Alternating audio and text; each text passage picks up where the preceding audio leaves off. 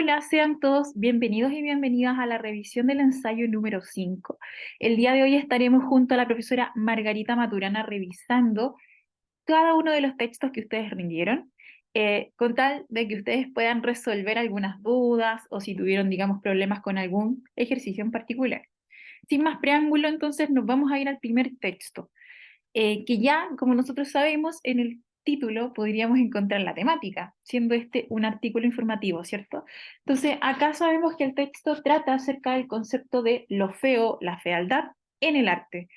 Se hace un recorrido histórico partiendo, digamos, de lo que es la Edad Media, siglo XVIII, siglo XX, y cómo se ha ido tratando esto de lo feo o la relevancia que ha tomado, digamos, en ciertos periodos frente a la respuesta de lo bello o de lo históricamente bello, ¿ya? Y a partir de eso, por ejemplo, en el párrafo 1 se nos plantea la idea de belleza, comillas, ¿ya? Que ha predominado en el arte, esta belleza asociada a ciertas como características positivas, mientras que vamos a ver que más adelante la fealdad, ¿cierto? Va a irrumpir, digamos, como una forma también de abordar la literatura, el cine, como veíamos por ahí, el arte, las pinturas. Por lo tanto, también vamos a ver que de alguna forma ha tenido una presencia importante para demostrar ciertas cosas. Con eso vamos a irnos a la revisión de la primera pregunta que tiene que ver perfectamente, precisamente con esto. ¿Cuál es la temática? Es decir, ¿cuál es el tema? Y para ello, yo me pregunto de qué habla el texto. Como yo ya les decía, un tip súper bueno en este tipo de textos es que tú puedas ver el título, porque al ser un artículo informativo, o bien si fueron textos positivos, ¿cierto? Que digamos que la función que predomina ahí sería exponer la información, vamos a ver que el título tiende, digamos, a mostrarnos la temática. Lo feo, ¿cierto? Lo feo es un elemento importante y por lo tanto acá podríamos de inmediato ir eh, descartando algunas. Pensemos, por ejemplo, en los movimientos artísticos reivindicativos de la fealdad. Vamos a ver que sí se habla de movimientos, ¿cierto? Se habla de dadaísmo, surrealismo, hacia el final de los párrafos, pero no es lo central, no se centra en los movimientos que, digamos, enarbolaron o reivindicaron la fealdad o lo feo, ¿ya? Sino que más bien esto podría ser una síntesis de un párrafo y por lo tanto no está apuntando al texto en general. Luego me voy a saltar acá. La C, la fealdad en la historia de la literatura, ahí tenemos un buen sujeto, fealdad, pero claro, nosotros sabemos que es mucho más amplio que literatura, envuelve también el cine, envuelve también la pintura, entre otras. Y tenemos también, acá nos quedaríamos con el distractor podría ser dedo, el problema de la representación estética en el arte. Acá hay un problema que tiene que ver con la palabra problema, pues el texto no lo plantea como algo a solucionar, sino que más bien como una manifestación propia de la expresión humana y artística. Por lo tanto, acá aquella que nos va a funcionar perfectamente como temática, como tema, va a ser la fealdad como sustento estético en el arte, es decir, como aquello que también le da cuerpo a una forma de manifestar, digamos, la expresión humana, ¿ya? Por eso hablamos de sustento estético, ¿ya? Como algo que sustenta el arte en ciertos periodos. Por eso vamos a llegar a esto. Vamos a trabajar la 2 que dice, ¿qué función comunicativa tiene el tercer párrafo en el texto? Como siempre, y acá tenemos que pensar, ¿cierto?, que la función comunicativa tiene que ver con un rol. Todos los párrafos tienen roles. Y esos roles están dados también por, digamos, el contexto en el que se encuentran. En este caso, si nos vamos al párrafo 3, fíjense, el párrafo 2 anunciaba esta idea de cómo la belleza ha estado asociada históricamente al arte, ¿ya? Y también cómo esa misma belleza se asocia a ciertos estereotipos positivos o características positivas. ¿Qué va a pasar en el párrafo 3? Fíjense, dice, sin embargo, la fealdad no es antónimo de estética y que también se suelen contemplar las cosas feas o las imágenes de tristeza o dolor con fines estéticos. Es decir, ¿qué vamos a ver ahí?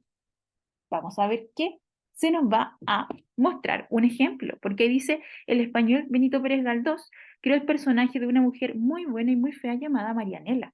Ella tiene un cuerpecillo chico y un corazón muy grande. La anhela es el lazarillo de un hermoso joven que está enamorado de ella y la imagina muy linda. Por lo tanto, fíjense que Marianela viene a ser el ejemplo de cómo también en el arte se ha mostrado o se ha utilizado lo digamos, comillas, feo, con un fin estético. ¿Ya? Por lo tanto, ahí termina este párrafo diciendo, Marianela es la primera heroína romántica que no es estéticamente bella.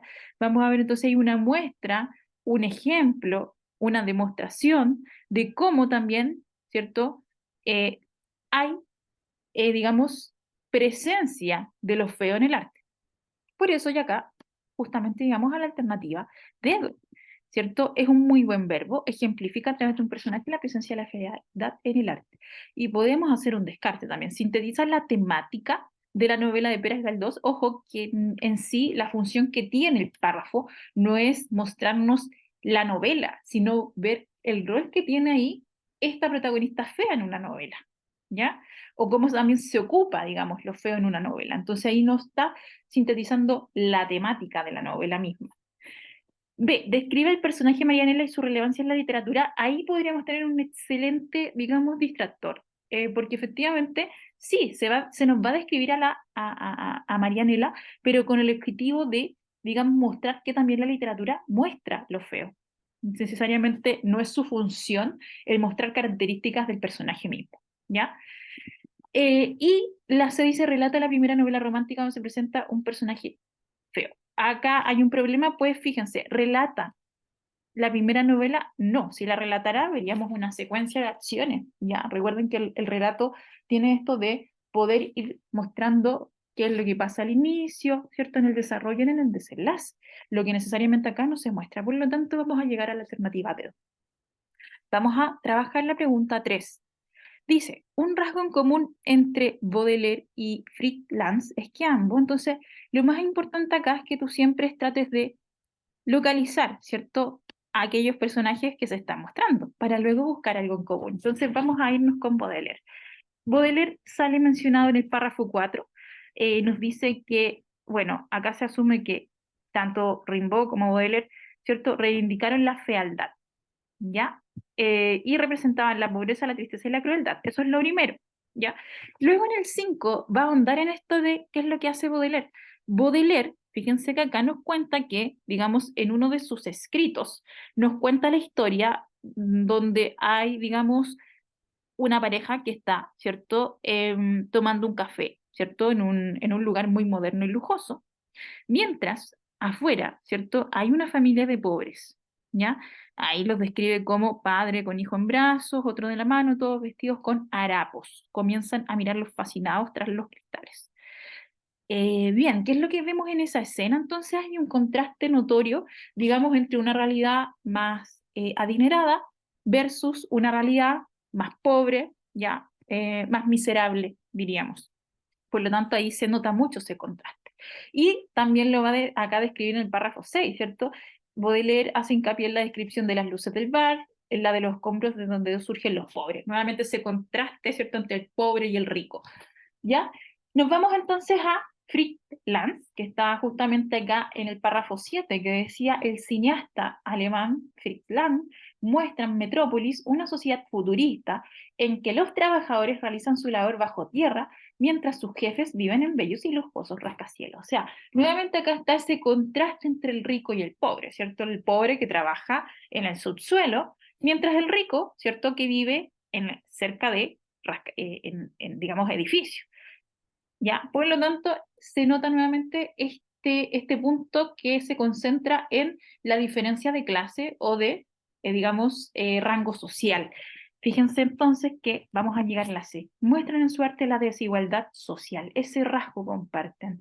Acá, un buen distractor quizás podría haber sido de valorar a las personas más desposeídas de la sociedad, pues ambos muestran quizás la figura del pobre, pero necesariamente no podemos decir que, por ejemplo, Fritz Lang, que tiene ahí, digamos, una aparición súper cortita diciéndonos lo que muestra en esa película, necesariamente no vamos a decir que él valora, que aprecia a los más desposeídos, sino que más bien los muestra o los retrata en su cine. ¿Ya? Por eso vamos a llegar acá a la alternativa C. Bien, vamos a la 4. ¿Qué idea del arte tenía la Escuela de Frankfurt? Nuevamente, entonces, algo muy particular, tú lo vas a ir a buscar, ¿cierto? Que es la Escuela de Frankfurt para ver qué idea de arte tiene. Esto lo vamos a encontrar en el párrafo 9 dice en el siglo XX la llamada Escuela de Frankfurt y particularmente Adorno se interesó por lo feo en el arte. Por lo tanto, ahí tenemos lo primero, la Escuela de Frankfurt, ¿cierto? Se interesa por lo feo. Sus miembros consideraron que solo mostrando lo proscrito, la miseria, los sufrimientos y los horrores del mundo, el arte puede denunciar. Y solo así vale la pena seguir escribiendo poemas después de Auschwitz. Por lo tanto, dos ideas centrales son que se interesa por lo feo y además creen que el arte, ¿cierto? Debe mostrar miseria, sufrimiento y los horrores, ¿ya? Para hacer una especie de denuncia. Vamos a ver entonces cuál nos calza con la idea de arte que tiene esta escuela. Vamos viendo que el arte era el centro de la labor de su escuela crítica. No lo podemos determinar, sabemos que ellos sí trabajan el arte, pero eso de que sea el centro ya es mucho, ¿cierto? Siempre busquemos marcas en las que nos podemos apoyar. Se dice que el arte solo valía la pena si mostraba la realidad del artista. No, no es una realidad del artista individual, no, sino que más bien es una realidad, ¿cierto?, que está ligada a mostrar quizá aquello que acontece en el mundo, los horrores del mundo, no del individuo. Por lo tanto, ahí nuevamente tenemos otro problema con la alternativa C, ¿ya? B, que el arte respondía y reproducía únicamente la fealdad. Acá ustedes saben que trabajamos y sobrepensamos los totalizadores. Necesariamente, ¿cierto? Esto de que reproducía únicamente la fealdad, no, sino que más bien, claro, le interesa la fealdad, pero necesariamente no quiere decir que se concentre únicamente en ella. Hay por descarte, claro, y también considerando el texto, que el arte, ¿cierto?, debía mostrar el destierro, la miseria y los horrores del mundo como denuncia, algo que está prácticamente dicho, explicitado en el párrafo 9, por lo tanto no generaría mayor problema. Vamos a trabajar la 5.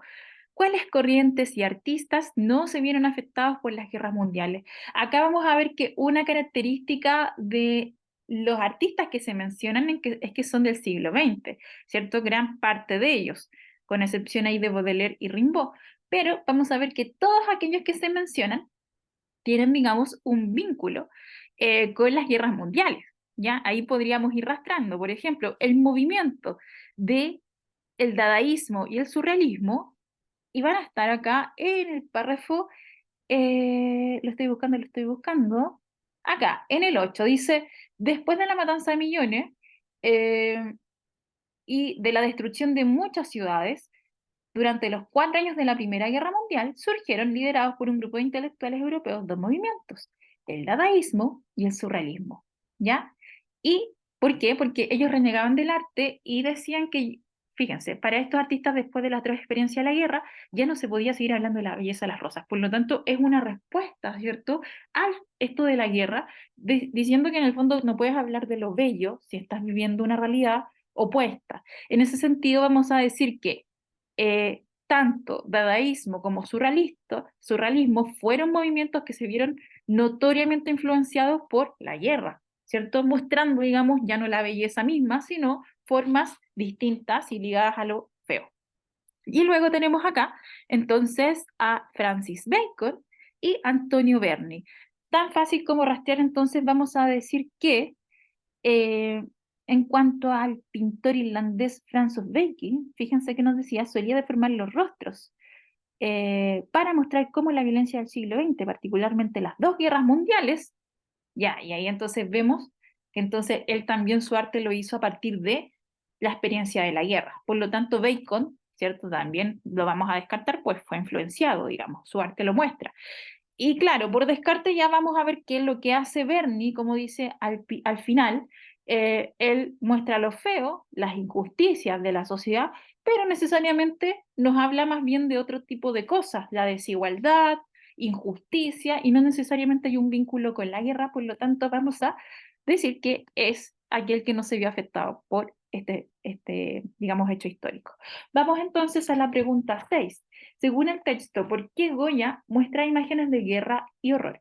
Pregunta de localizar, pues el enunciado ya lo dice, según el texto. Y vamos a localizarnos en Goya y el por qué muestra imágenes de guerra y horror. Nos vamos entonces al párrafo donde estaba Goya, lo estoy buscando, lo estoy buscando. Acá, párrafo 7. Dice, en sus pinturas, Goya muestra espantosas imágenes de guerra y horror, modernas y antiguas, para denunciar la atrocidad de cualquier contienda bélica y la violencia de las sociedades modernas. Está explicitado, ¿cierto?, el motivo de esta muestra de imágenes de guerra y horror fuertes, ¿cierto? Y lo hace necesariamente para hacer una denuncia, ¿cierto?, de la guerra y de la sociedad, digamos, violenta que está, digamos, transcurriendo en su contexto. Entonces acá podríamos descartarla, experimentó sucesos trágicos a lo largo de su vida, necesariamente no está dicho, recuerden que es una pregunta de identificar información. Ya leyendo la B, nos vamos a ir a esta, ¿cierto? Quería denunciar las guerras y la violencia de la sociedad.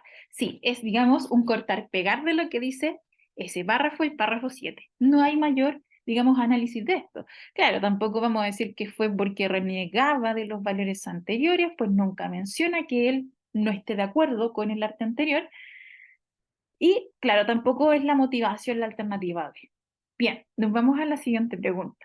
Pregunta número 7 dice, a partir de la lectura, ¿cómo se puede definir la fealdad? ¿Qué hacemos acá entonces? Tomamos todo lo que leemos, interpretamos entonces qué es el arte, o qué, más que qué es el arte, qué es lo feo en el arte, ¿cierto? Entonces vamos a ir descartando de a poquito.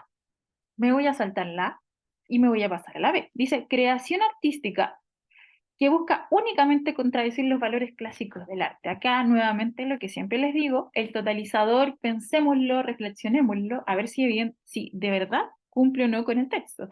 En este caso, fíjense, contradecir los valores clásicos del arte no, ¿cierto? Quería mostrar algo. No necesariamente para contradecir, claro, se contradice, digamos, la belleza, pero no era, digamos, su fin último. Por lo tanto, ahí ya estamos, digamos, no nos funciona para una buena alternativa como una buena definición de lo feo. Vamos con la C. Forma de expresión que muestra el lado más oscuro del ser humano. Nuevamente acá, necesariamente esto ya es como una sobreinterpretación. Pues sí, cuando hablamos de guerras quizás estamos mostrando el lado más oscuro, ¿ya? Pero en sí nos vamos a decir que lo feo es una forma de expresión. Hay otra, digamos, forma de definirlo que tiene que ver con que es un recurso, ¿cierto? Es una de las tantas cosas que puede tomar el arte. Por eso vamos a llegar a la, pero vamos a descansar un poquito y vamos a pasar al otro distractor que decía proceso artístico. Si va a ser un proceso, pensémoslo, un proceso siempre es algo más trabajado en el tiempo, ¿cierto? Algo más gradual. En sí no veíamos, ¿ya? Que fuera un proceso artístico, eh, que intenta reproducir una parte de la realidad. Entonces, sí, es verdad, ¿cierto? Que refleja esta realidad quizá más incómoda, más no tan notoria o aquella que se quiere ocultar, pero necesariamente no es un proceso artístico. ¿Se fijan? Entonces ahí el concepto que se ocupa no es el mejor. Sí vamos a decir que el concepto súper acertado acá es hablar de un recurso estético, ¿cierto? Un recurso del arte que se emplea para representar el mundo y sus defectos.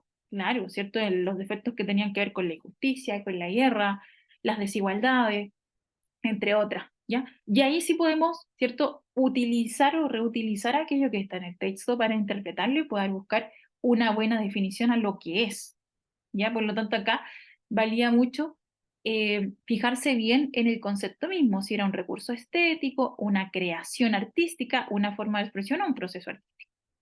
Bien, nos vamos a la 8. ¿Cuál de los siguientes no corresponde a un escritor? Vamos viendo. Benito Pérez Galdós, ¿cierto? Decía en el párrafo 3 que era, digamos, un escritor, lo dice en la segunda línea.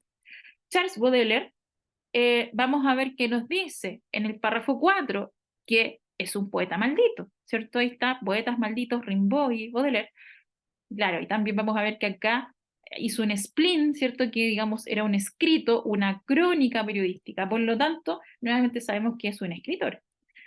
Rimbaud, ¿cierto?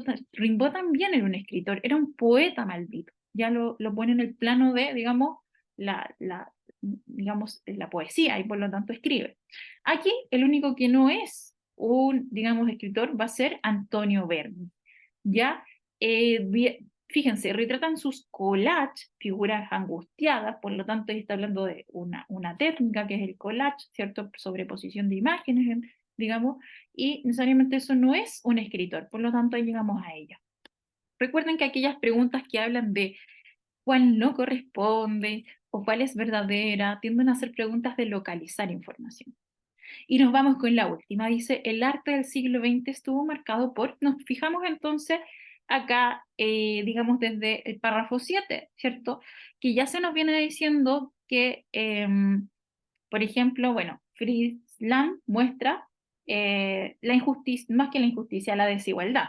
Pero, ¿cierto? A partir de la Primera Guerra Mundial vimos que ahí se influenciaron, por ejemplo, el surrealismo, el dadaísmo, la escuela de Frankfurt, Francis Bacon, ¿ya? También, digamos, estaban influenciados por la experiencia de la guerra.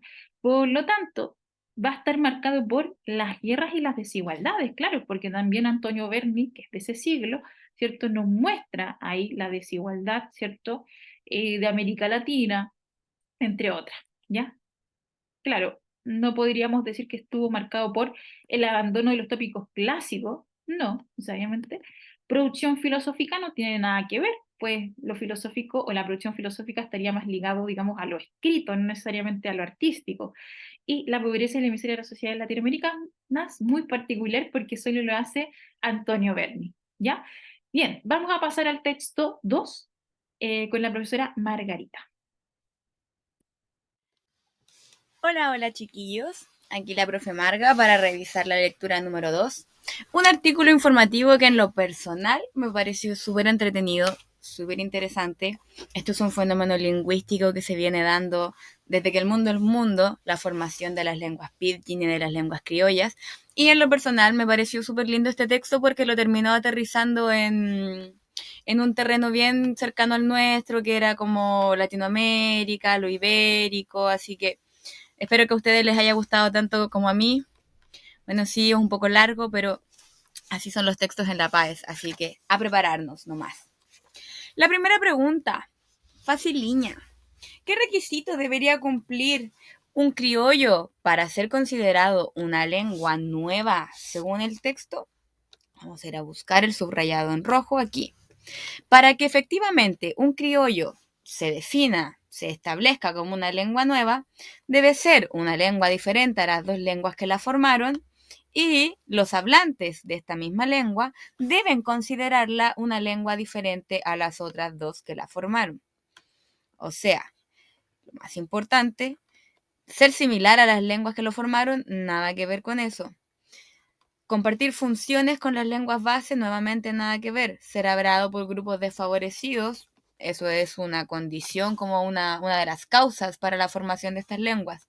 Pero la opción correcta en este caso vendría a ser que es necesario que sean diferentes de las lenguas base, que este criollo que se formó sea diferente. Según el texto, ¿qué función cumplía la lengua franca utilizada por cruzados y comerciantes en la Edad Media? Vamos a ver lo que está destacado en naranjito. Aquí. Uno de los pidgin más antiguos fue el que usaron cruzados y comerciantes en la Edad Media. Se le llamaba lengua franca porque los francos o franceses eran los que predominaban, eran los que más sabían entre los cruzados. Era una forma de pidgin de la lengua romance que hablaban los cruzados en Marsella y Génova. Entonces vamos a ver las opciones. Facilitar la comunicación entre diferentes grupos étnicos, sí, podría ser en zonas de conflicto. No nos dice que sean zonas de conflicto esas, nos habla de cruzadas, pero eso sería como una sobreinterpretación. Ayudar a los marineros a entenderse en las rutas comerciales no lo ocupaban solo los marineros, también lo utilizaban los cruzados. Servir como una lengua de prestigio en las colonias europeas, ahí ya nos fuimos un poco lejos.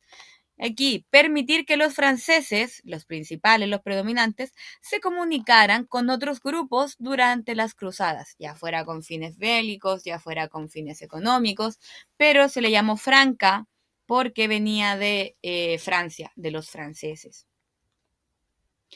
Según el texto, ¿qué función suelen tener los pidgins? Vamos a ir a ver la marca textual que nos va a dar esta respuesta. Debe estar en el principio, aquí cerca de la definición.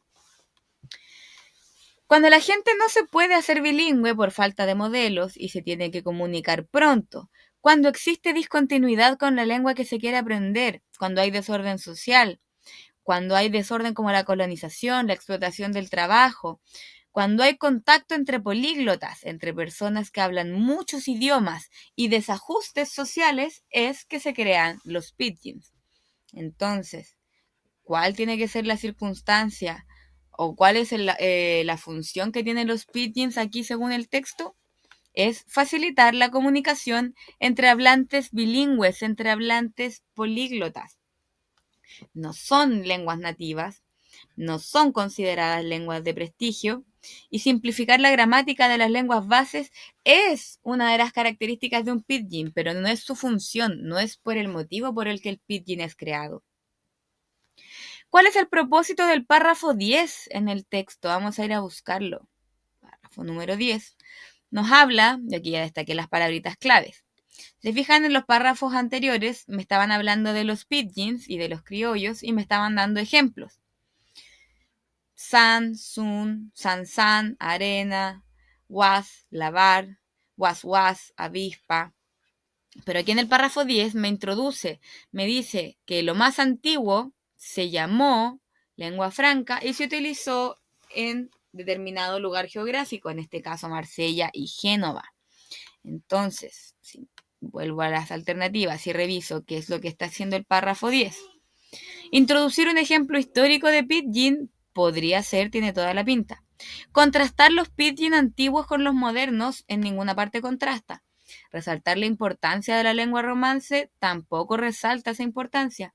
Explicar la relación entre pidgin y lengua franca es así que se fue lejos. Lo que estaba haciendo era introducir un ejemplo histórico a propósito de un pidgin. ¿Qué circunstancias especiales suelen dar lugar a la formación de pidgins? Esto ya lo habíamos leído para responder otra de las preguntas. Aquí. Circunstancias especiales de contacto, generalmente de comercio o de esclavitud, en el que hay dos grupos que tienen que comunicarse entre sí sin tener una lengua común. Entonces se desarrolla una variedad muy inestable, muy extraña, muy simplificada, que es lo que nosotros conocemos como pidgin. Entonces, si volvemos a la pregunta, si no me equivoco, la 14, ¿qué circunstancias son las necesarias?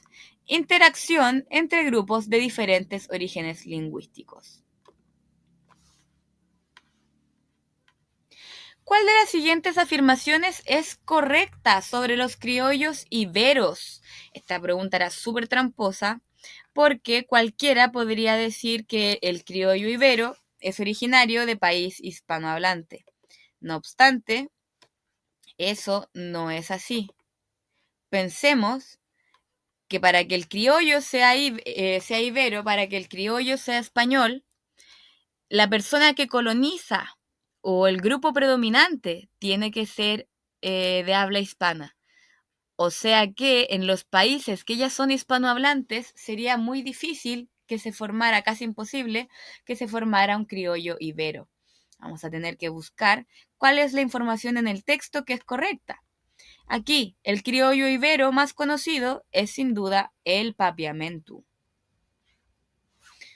Aquí papiamentu, ejemplo claro de criollo ibero, porque las demás son falsas.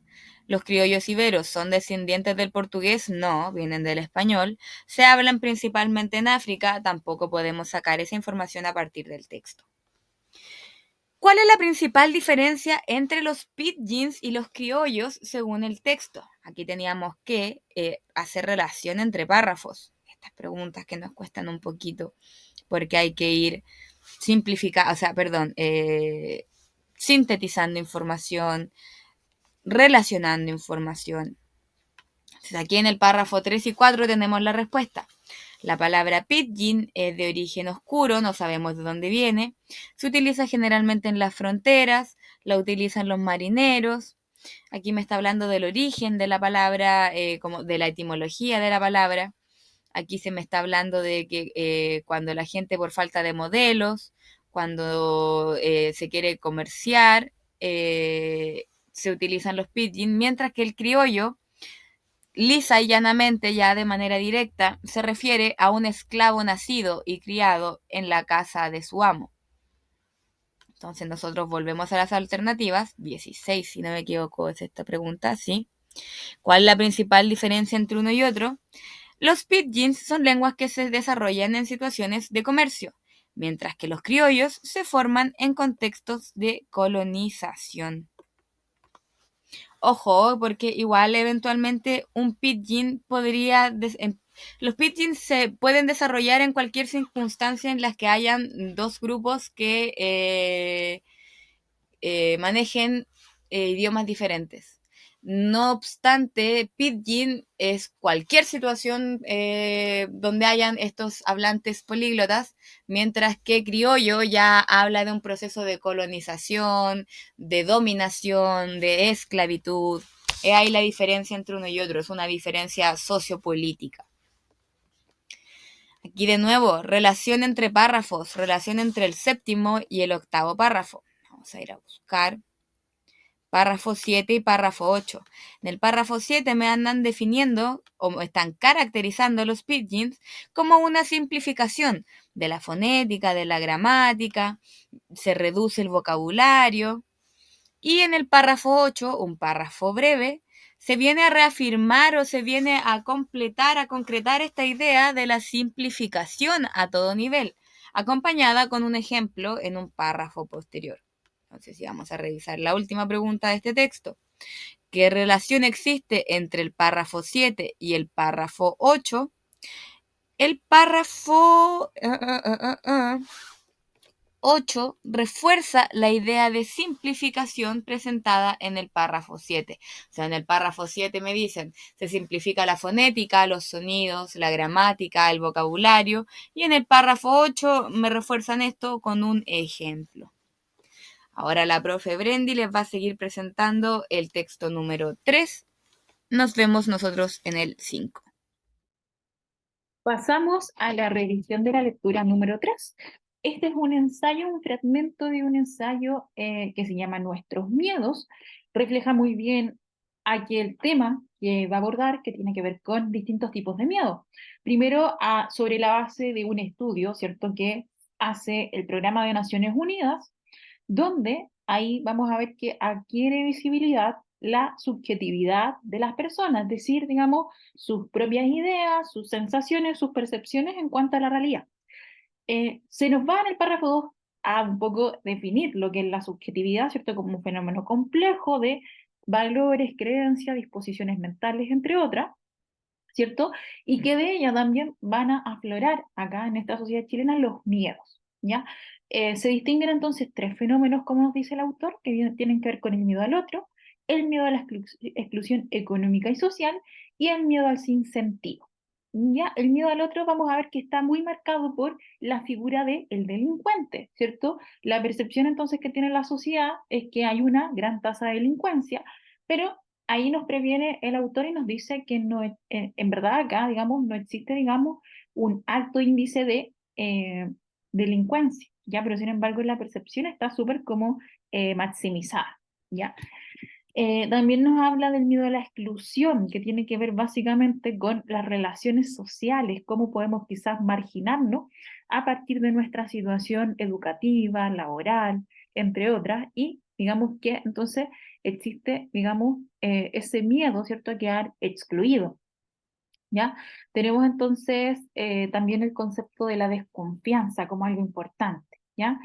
Entonces, como dice acá, la gente desconfía en lograr una educación y capacitación adecuada, también teme o desconfía de quedar excluido en un mercado laboral dinámico, de los sistemas de salud, de previsión, ya del consumo, entre otras. Por lo tanto, también está muy marcado esto en una esfera más social, esto de la exclusión.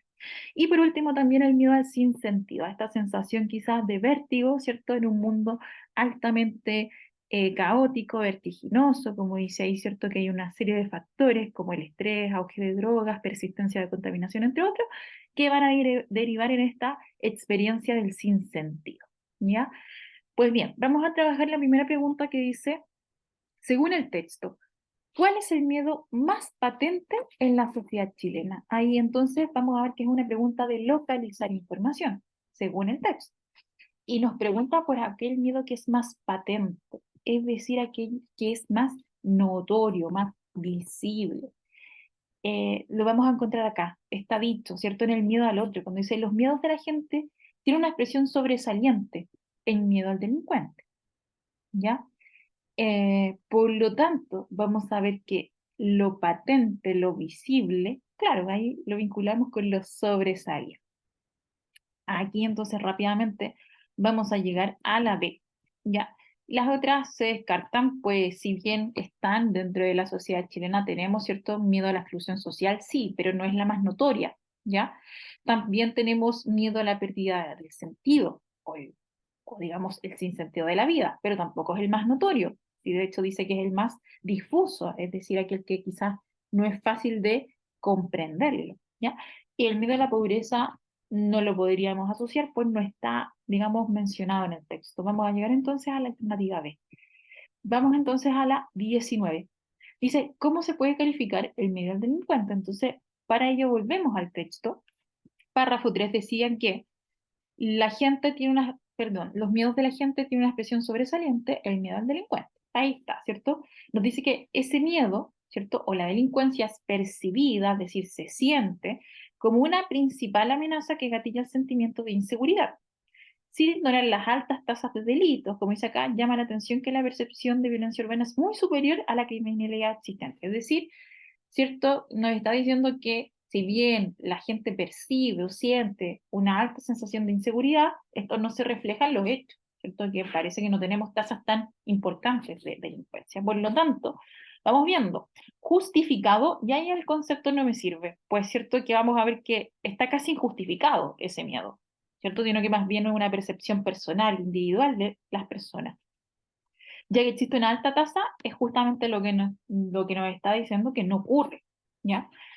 Vamos con la B, falso, pues no existe inseguridad en las urbes latinoamericanas. Esto es mentira, pues sí existe. Aquí no se niega que existe inseguridad, ¿cierto? Pero nos dice que la percepción es mucho más alta de lo que realmente hay.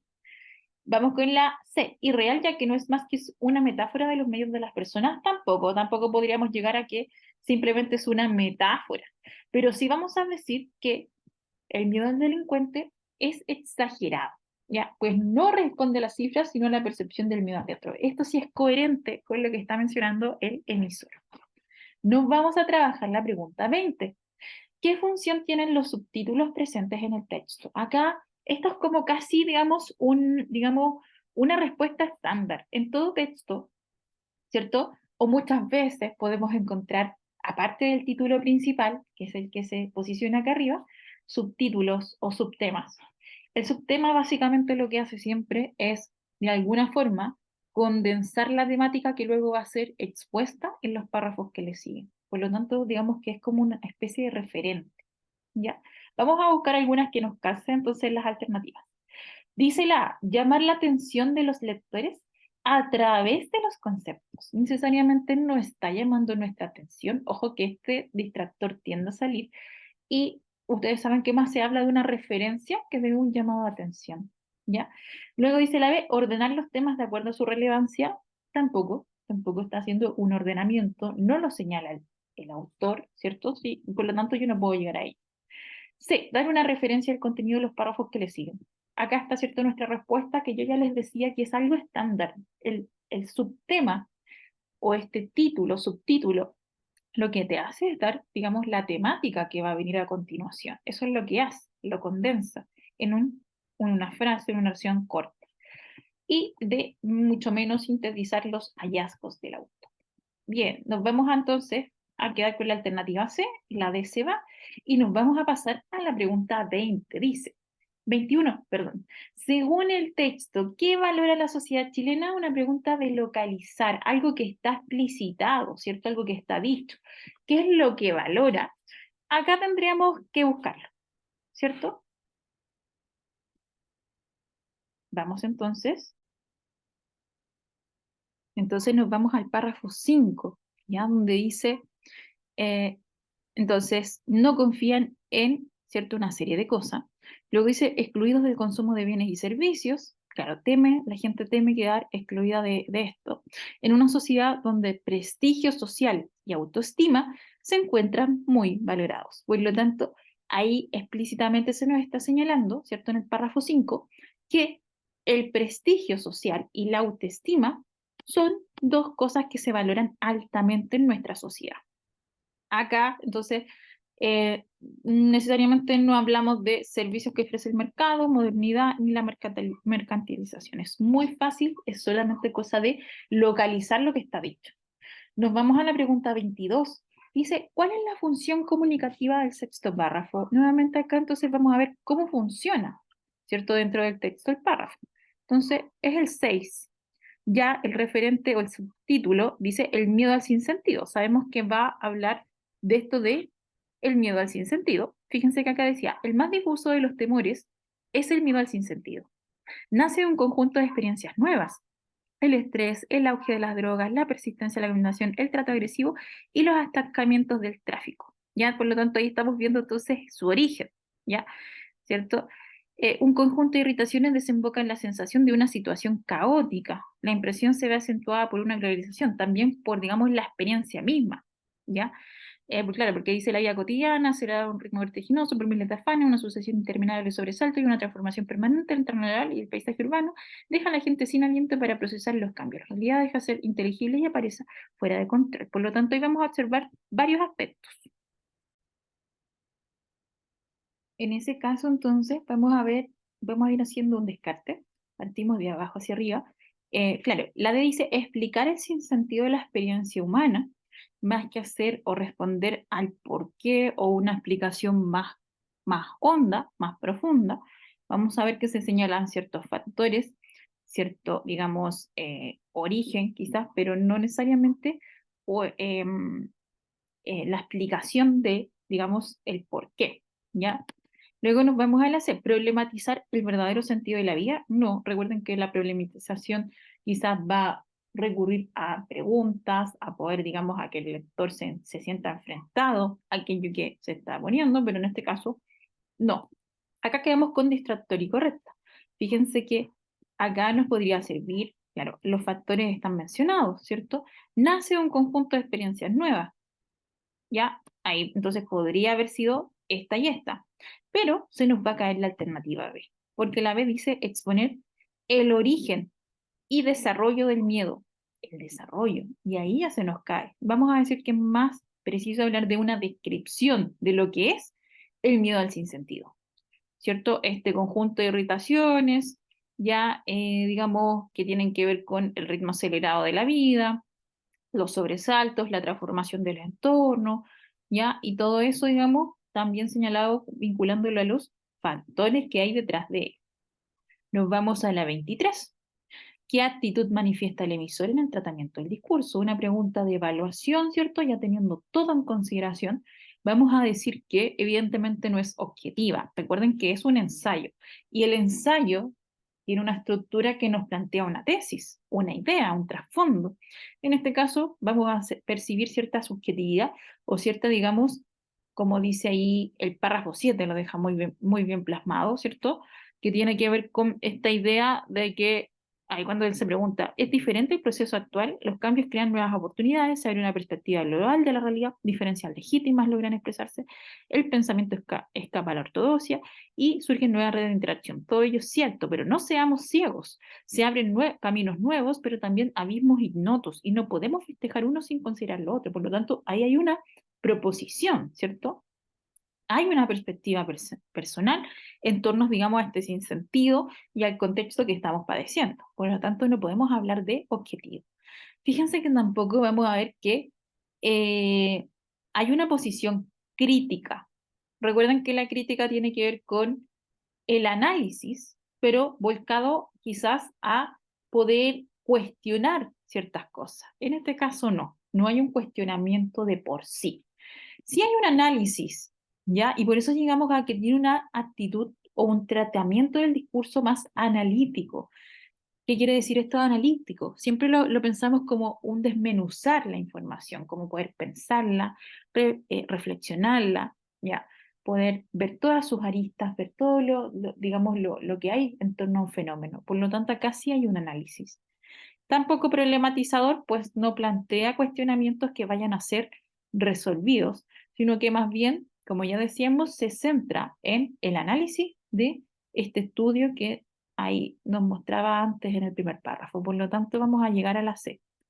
Nos vemos a la 24, dice, ¿qué idea sintetiza el siguiente fragmento? Leamos el fragmento. La modernidad es una historia de descomposiciones y recomposiciones de hábitos y tradiciones, de identidades sociales y representaciones colectivas. Sucesivas olas modernizadoras permitieron al individuo liberarse de trabas y restricciones, pero también significaron desarraigo y atomización. Es diferente al proceso actual. Entonces, claro, no está ahí haciendo, hay un contraste, ¿cierto?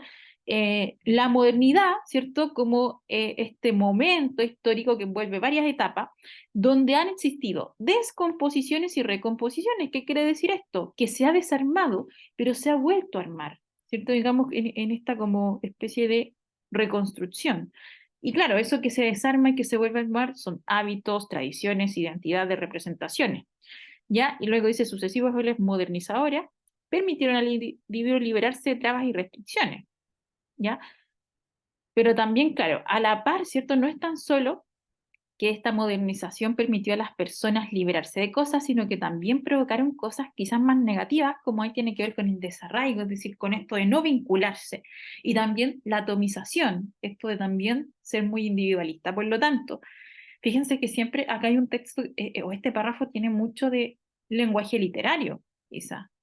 Y por lo tanto ahí vamos, no necesariamente literario, pero sí formas que hay que interpretar, ¿ya? Y por lo tanto ahí ustedes siempre traten de hacerlo con lo, digamos, lo más explícito para poder luego reconstruirlo. Vamos entonces a ver cómo lo sintetizamos.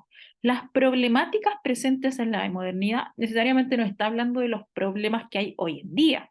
Me está diciendo entonces que antes pasaba de una forma y parece que con esa pregunta al final está dejando en claro que parece que ahora también, ¿ya? Entonces, no está hablando de ello, no son las problemáticas.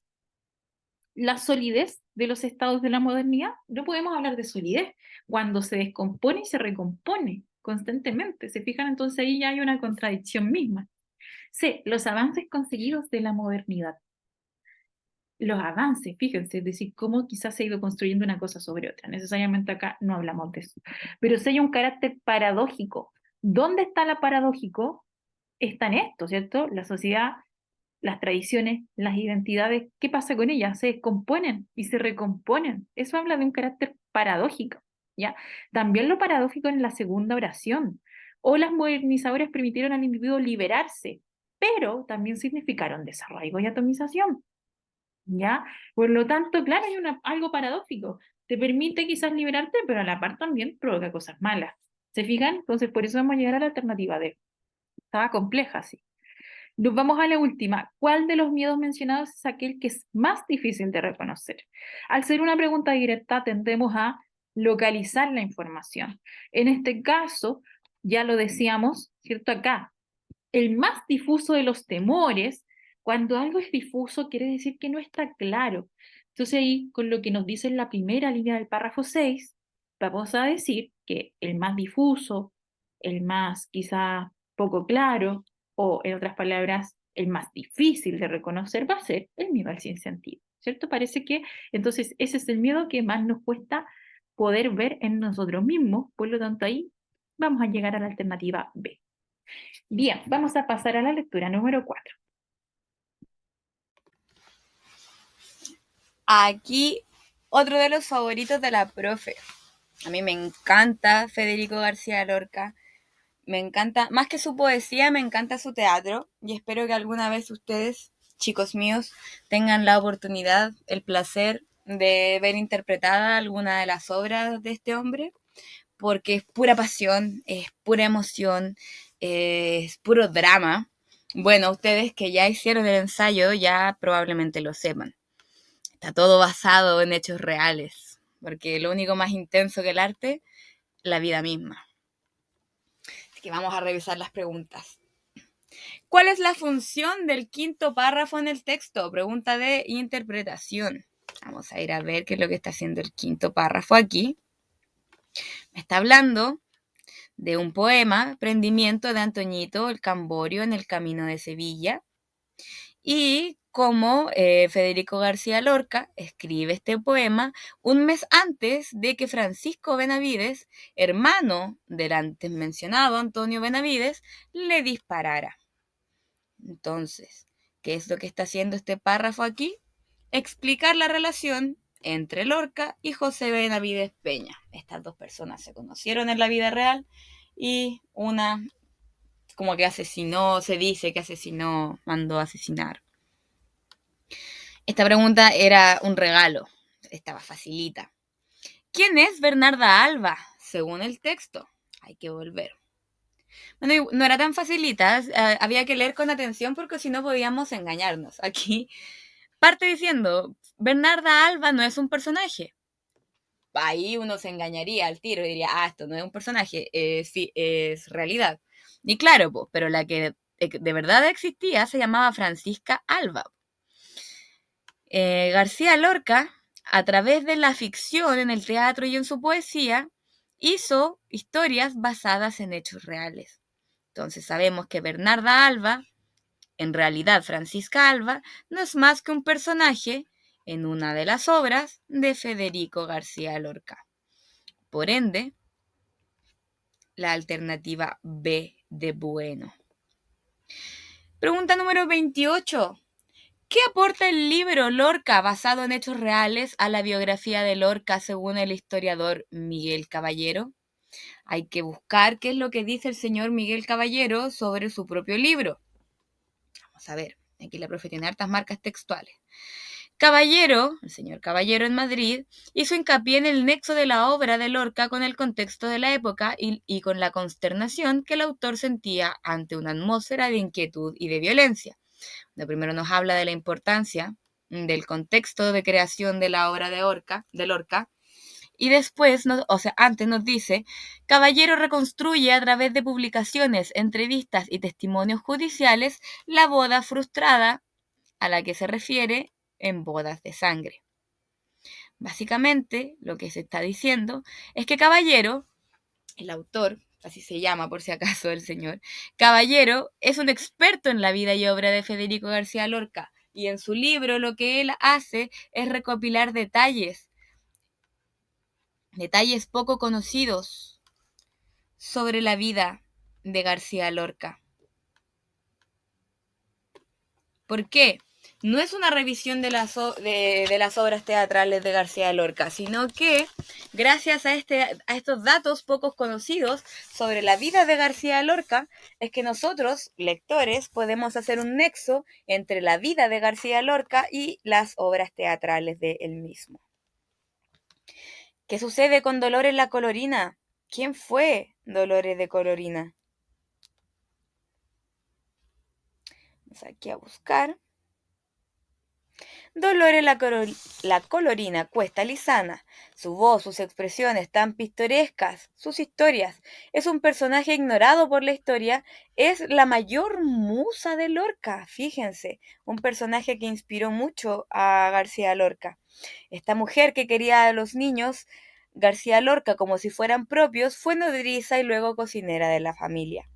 La Colorina sirvió, según Caballero, de modelo para todas las criadas que atraviesan la dramaturgia lorquiana, como la Poncia, la vieja pagana o la ama de doña Rosita la soltera. Entonces, volvemos. ¿Quién fue la Colorina? Una sirvienta y modelo de personajes en la obra de Lorca. ¿Qué papel juega el crimen de Níjar en las obras Bodas de Sangre? Por si acaso, una de las obras favoritas de la profe, muy dramática, me encanta. ¿Qué es lo que hacen las bodas de Níjar? El crimen de Níjar, tal como se lo conoció, inspiró a Lorca para escribir Bodas de Sangre. Y fíjense, hasta hoy en día los familiares repudian que García Lorca haya convertido el hecho lamentable, porque fue un asesinato, realmente fue un asesinato, en una obra de teatro. Entonces, Crimen de Níjar sirvió de base para la trama de Bodas de Sangre. ¿Por qué el padre de Lorca y la familia Alba se molestaron con la obra de Lorca? Bernarda Alba fue la obra en la que se hablaba en el primer párrafo, así que vamos a tener que volver arriba ahí a buscarlo. Aquí.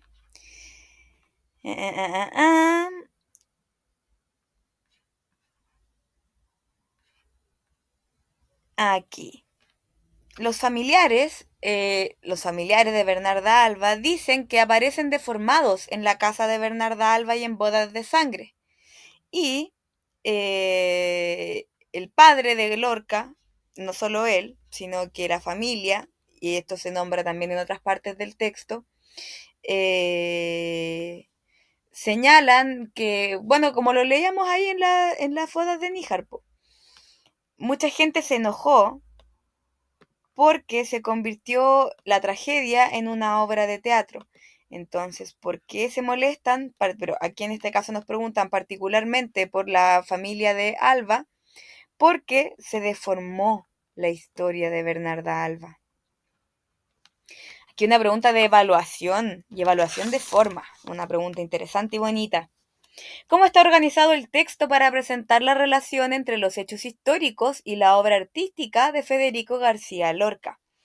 Aquí, si nos fijamos, tenemos que irnos dando cuenta que lo que este texto está haciendo es pasar de obra en obra. Bernarda Alba y la historia de Bernarda Alba. El personaje de Dolores y de dónde viene el personaje de Dolores. Después nos viene a hablar del poema y la cercanía del poema con la realidad. El crimen de Níjar con las bodas de sangre. Entonces, si tuviéramos que seleccionar la alternativa más adecuada, ¿el texto presenta primero los eventos históricos? No. El texto alterna entre eventos históricos y obras de Lorca, podría ser, ahí la palabra alternar me tinca mucho. El texto comienza con una introducción general y luego se enfoca en la figura de la colorina. La figura de la colorina no es el tema central del texto. Y el poema fue escrito para Lorca después de su muerte, eso nada que ver. Entonces la correcta vendría a ser esa.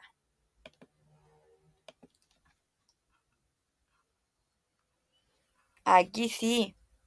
¿Cómo se conecta el poema Prendimiento de Antoñito el Camborio en el camino de Sevilla con el asesinato de Lorca? Vamos a tener que volver al párrafo en el que se nos habla de ese poema. Aquí. El autor de este texto señala que esto es otro puente entre la ficción de Lorca y su asesinato. En este poema se describe un abuso de autoridad y el asesinato de un joven gitano. Y sucede que, un mes después, Lorca fue asesinado en esas mismas condiciones. O sea que podríamos aseverar aquí en la pregunta 33, lo único que podríamos aseverar sin caer en sobreinterpretaciones es que el poema describe un abuso similar a cómo fue el asesinato de García Lorca. Los felicito, chicos, por llegar hasta aquí. Ya estamos cerca de la mitad del ensayo. Vamos que se puede. Queda poquísimo. A continuación pasaremos a revisar el texto número 5. Es un fragmento del informe Leer en Chile 2022, donde básicamente se nos exponen una serie de datos cuantitativos en torno a la lectura y cómo el hecho de leer en la infancia favorece a adultos lectores a posterior. Ya, por lo tanto, hoy vamos a ver que la práctica lectora va a ser algo que viene muy, muy relacionado con los hábitos que pueden existir en la familia, en los padres, en las casas, ¿ya? Y eso tiene una serie de repercusiones que tienen que ver derechamente con si la persona adulta es o no lectora. Vamos a pasar a revisar la pregunta número 1 que dice, ¿cuál de los siguientes enunciados sintetiza el párrafo 1? Para ello teníamos que fijarnos que lo más importante tiene que ver con que la lectura es una práctica positiva, ¿ya? Que genera beneficios, pero que además, fíjense, si es practicada desde la primera infancia y durante todo el recorrido vital, los efectos sobre el desarrollo afectivo, social, cognitivo y emocional serán palpables también en su juventud y adultez, ¿ya? Vamos a ir entonces viendo, yo voy a ver de abajo hacia arriba, la D dice, la lectura en la infancia y sus beneficios en niños y adultos. Esa me calza mucho porque creo que uno de los elementos más importantes dentro de el párrafo tiene que ver con los beneficios, ¿ya? Cómo se asociaban ahí, por ejemplo, al ámbito afectivo, social, cognitivo, emocional, y cómo eso también se veía, ¿cierto? Ahí lo decía, efectos también no tan solo en la niñez, sino también en la juventud y en la adultez, por lo tanto envuelve todo el ciclo vital de las personas. En ese sentido, yo me quedaría de inmediato con la D. Pero además, fíjense, para hacer el descarte, claro, me suena acá la B y la C porque tienen palabras que van en concordancia con ese párrafo. Efectos o consecuencias. Pero vamos viendo. La C dice, las consecuencias de una buena lectura en niños y adultos, ahí se nos cae, porque necesariamente no habla de que sean buenas o malas lecturas, simplemente habla de la práctica lectora, ¿ya? Y esto es mucho decir buena, por eso lo sacamos. En cuanto a la B dice los efectos cognitivos de la lectura, en niños y adultos, aquí lo está centrando solo en los efectos cognitivos y nosotros sabemos que son mucho más amplios, emocionales, sociales, entre otros, ¿ya? Y las prácticas lectoras a lo largo del desarrollo vital es demasiado amplio. Por eso nos vamos a quedar con la alternativa D. Pasemos a la pregunta 35. Los beneficios de la lectura que se presentan entre los párrafos 2 y 3 se pueden agrupar en.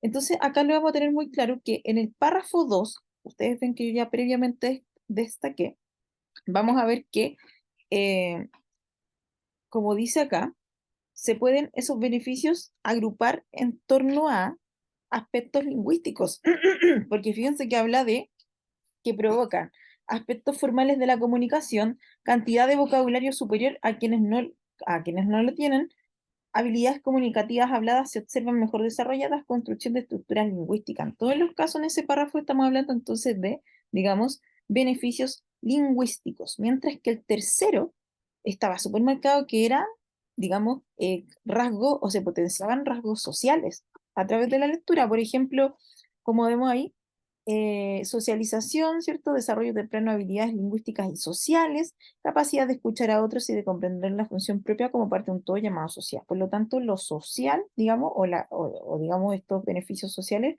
están muy relacionados con la lectura, por lo tanto, y la infancia. Vamos a llegar acá a la alternativa B.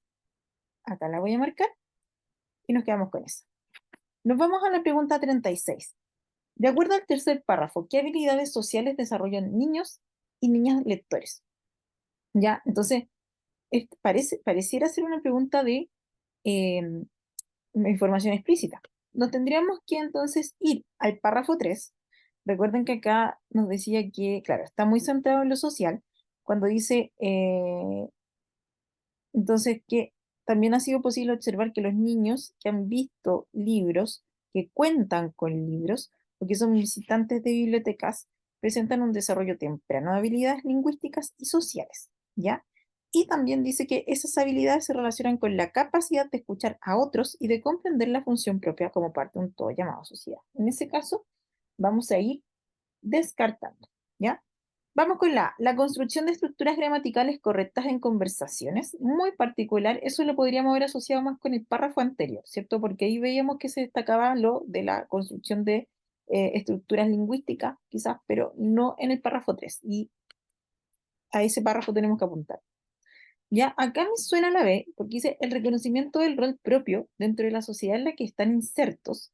Claro, es una de las habilidades que se menciona hacia el final, ¿cierto? Ahí cuando decía eh, la capacidad de escuchar a otros y de comprender la función propia como parte de un todo llamado social. Por lo tanto, vamos a ver entonces que niños y niñas son capaces de reconocerse en ese entramado, ¿ya? Por lo tanto, ahí es un copiar-pegar y es una pregunta de información explícita, como ya lo habíamos dicho, de acuerdo al enunciado. En cuanto a las demás alternativas, descartables, porque la C dice la capacidad argumentativa. No, ¿cierto? Capacidad de expresar su punto de vista. No. Acá vamos a quedarnos con la alternativa B, pues apunta directamente a la habilidad social. Vámonos con la 37. Respecto a las personas entrevistadas en el estudio, no es correcto afirmar que en sus prácticas tempranas de lectura, entonces ahí nosotros tendríamos que revisar, ¿cierto? A partir, digamos, de el párrafo 5 que ya hay previamente en el párrafo 4 se nos mencionó que se entrevistó, ¿cierto? Se hizo una encuesta de hábitos lectores a ciertas personas chilenas y que ahí vamos a ver en el párrafo 5 a partir de ese que estaban todas estas prácticas asociadas a que los papás leían con ellos o que tenían libros en la casa o que lo potenciaban de alguna forma. Entonces, vamos a ir descartando porque acá nos dice, respecto a las personas entrevistadas, no es correcto afirmar, por lo tanto, vamos viendo, no es correcto afirmar que en sus prácticas tempranas de lectura hayan poseído libros en sus hogares. O sea, eso sí es correcto afirmar porque de hecho los encuestados, ¿cierto? En gran porcentaje tenían libros en sus casas, ¿ya? Y eso hace que hoy en día sean buenos lectores. Vamos con la B. Leían casi siempre junto a su padre. Ya, aquí esta me parece que no corresponde porque si nos fuéramos al párrafo, déjenme verlo. Esto era más o menos acá, porque en el párrafo 5 nos dice que eh, múltiples estudios han verificado que es muy probable que los adultos que se declaren lectores hayan sido lectores desde su infancia, ya, o que contaran con algún adulto significativo. Hasta ahí es súper general, madre y padre. Pero si nos vamos luego al párrafo,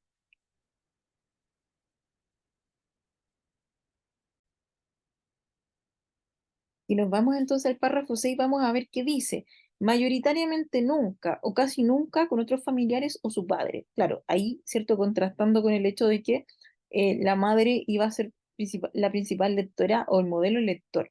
Por lo tanto, aquí efectivamente la que no es correcta de afirmar es la B. ¿Leían casi siempre junto a su padre? No. ¿Ya? Entonces ahí, esa vamos a llegar entonces que no es la que podemos afirmar. ¿Ya? Porque claro, la C también la podríamos encontrar. Algunos leían principalmente solos, claro, sí lo dice, ¿cierto? Algunos, no está generalizando. Y el 54% tenía padres que leían cualquier tipo de formato, también, ¿ya? Esto lo íbamos a ver en el párrafo 10. Por lo tanto, nos quedamos con B. Pasamos a la pregunta 38.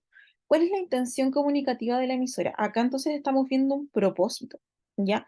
Y si bien vamos a ver que el texto en sí, ¿cierto? Presenta mucho dato, ¿cierto? Mucho dato cuantitativo a partir de este estudio, también vamos a ver que hay una proposición de parte de la emisora, que está supermercada en el párrafo 11, cuando dice, al observar estos resultados es posible señalar que el modelo lector que pueda tener una persona en su infancia será incluso más determinante que el hecho que el adulto le lea al niño o niña. En todo caso, si convergen todas estas situaciones, habrá un escenario completamente favorable para generar un lector o lectora. Claro, acá quizás es un poco más objetivo dentro de todo, ¿ya? Pero, perdón, acá, este era el párrafo que quería llegar, el párrafo 9, ¿ya? Cuando nos dice que las cifras son reveladoras, ¿ya? Y que nos dan importantes argumentos a la hora de insistir en la relevancia que tiene exponer a los niños y niñas a materiales de lectura, ¿ya? Por lo tanto, vamos a ver que la intención que tiene la emisora no es meramente la de exponer los datos obtenidos en la encuesta mencionada, sino que también vamos a ver que lo que hace es destacar o subrayar la relevancia que tiene la lectura en la infancia. Ya ella destaca, digamos, estos datos para mostrarnos qué tan relevante, ¿cierto? Es el hecho de poder tener acceso a libros o a personas que puedan contagiarnos la lectura. Por eso vamos a llegar acá a la B. Y por otro, claro, señalar los factores no sería un buen, digamos, alternativa porque no se basa en simplemente en eso, sino que también está hablando de la importancia, ¿cierto?, que va a tener la lectura, ni tampoco defender que los hábitos de lectura deben integrarse a las políticas públicas, no, eso ya digamos que está fuera de nuestro alcance, pues nos propone que esto escale más allá, así como en términos país. Vamos a la 39. A partir de la lectura global, ¿cuál es una inferencia válida? ¿Qué es lo que podemos inferir? Vamos viendo. A. La desigualdad en Chile se explica por la ausencia de prácticas lectoras. Jamás habla de desigualdad, digamos, no lo mencioné, por lo tanto no voy a llegar a ello. B. ¿Existe una correlación entre prácticas lectoras tempranas e inteligencia? Acá hay un problema, ¿cierto? Pues básicamente la correlación no era entre lectura temprana e inteligencia, sino que lectura temprana y quizás modelo lector, ¿ya?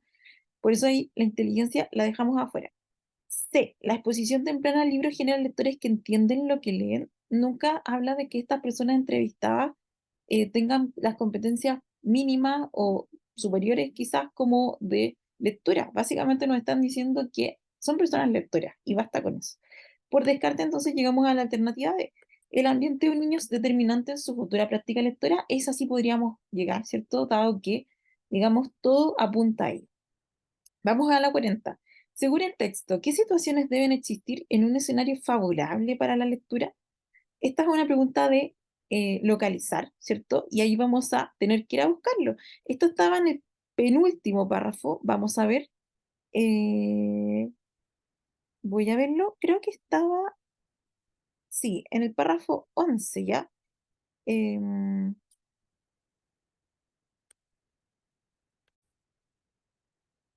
cuando dice acá, ¿cierto? Si convergen todas estas situaciones, tenencia de libros, es decir, tener libros, modelo lector y lectura compartida, habrá un escenario favorable para generar un lector o lectora. Por lo tanto, vamos a decir que acá era tenencia de libros, modelo lector y lectura compartida. Simplemente un cortar y pegar. Vámonos con la 41. ¿Qué se puede concluir de los párrafos 8 y 10? Fíjense que entonces tendríamos que encontrar puntos en común entre 8 y 10.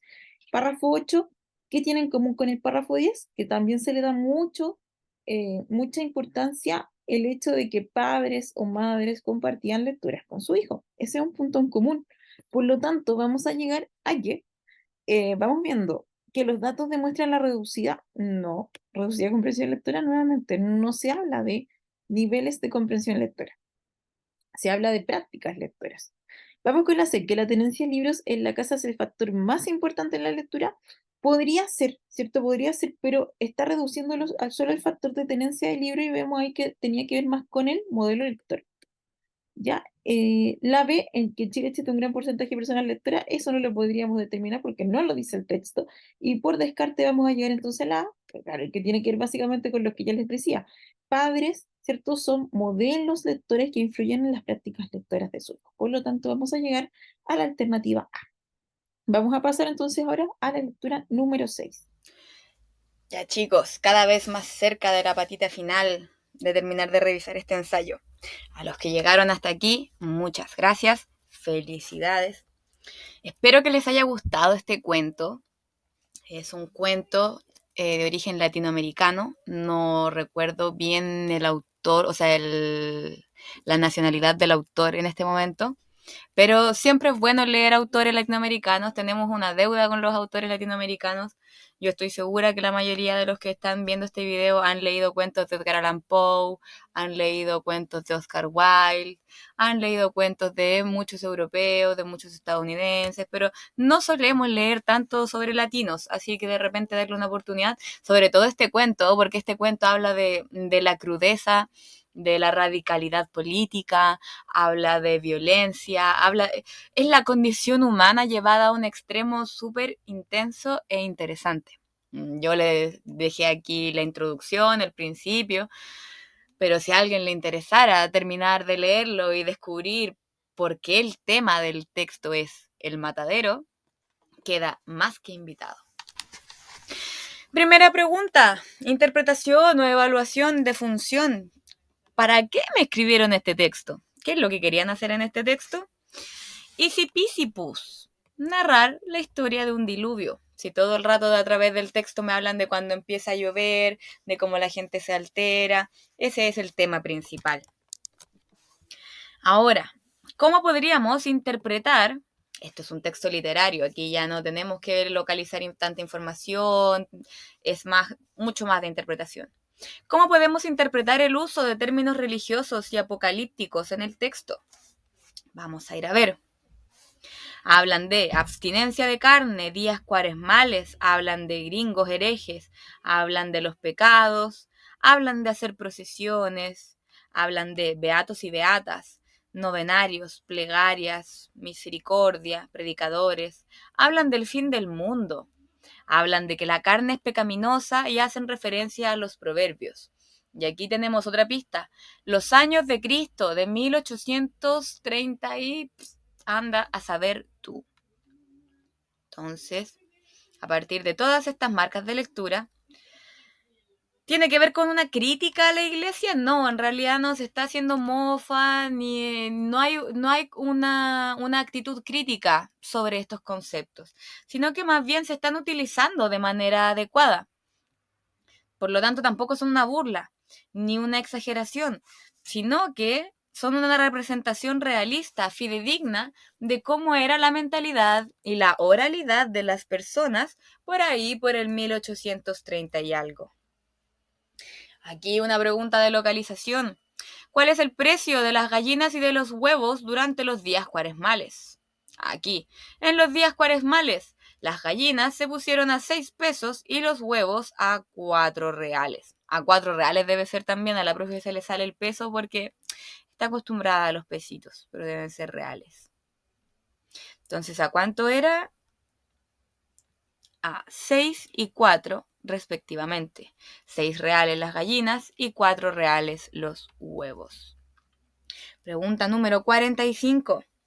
¿Cuál es la relación entre la iglesia y el poder político en este texto?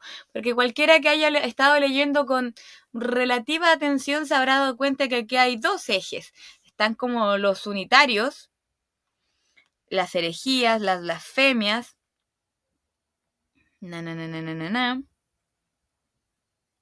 los libertinos, los unitarios y las personas que están del lado de la iglesia, los creyentes, los más religiosos. Y a nosotros nos están pidiendo establecer una relación entre ambos. Entonces hay que ir viendo. Se les empieza a decir a los libertarios, al poder político, que las herejías, que las blasfemias, que los crímenes horrendos habían traído sobre la tierra las plagas del Señor. La justicia y el Dios de la Federación los declara malditos.